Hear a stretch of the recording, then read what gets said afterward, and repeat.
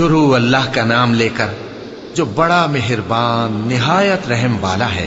اے پیغمبر صلی اللہ علیہ وآلہ وسلم، اپنے پروردگار عالی شان کے نام کی تسبیح کرو، جس نے انسان کو بنایا، پھر اس کے اعضاء کو درست کیا، اور جس نے اس کا اندازہ ٹھہرایا، پھر اس کو رستہ بتایا، اور جس نے چارہ اگایا، پھر اس کو سیاہ رنگ کا کوڑا کر دیا۔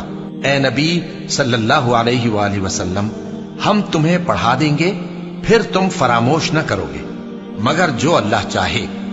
وہ کھلی بات کو بھی جانتا ہے اور چھپی کو بھی، اور ہم تم کو آسان طریقے کی توفیق دیں گے، سو جہاں تک نصیحت کے نافع ہونے کی امید ہو نصیحت کرتے رہو۔ جو خوف رکھتا ہے وہ تو نصیحت حاصل کرے گا، اور بے خوف بدبخت اس سے کترائے گا۔ جو بڑی تیز آگ میں داخل ہوگا، پھر وہاں نہ مرے گا اور نہ جیے گا۔ بے شک وہ مراد کو پہنچ گیا جو پاک ہوا، اور اپنے پروردگار کا نام لیتا رہا اور نماز پڑھتا رہا۔ بات یہ ہے کہ تم لوگ تو دنیا کی زندگی کو ترجیح دیتے ہو، حالانکہ آخرت بہت بہتر اور ہمیشہ باقی رہنے والی ہے۔ یہی بات پہلے صحیفوں میں بھی درج ہے، یعنی ابراہیم اور موسیٰ کے صحیفوں میں۔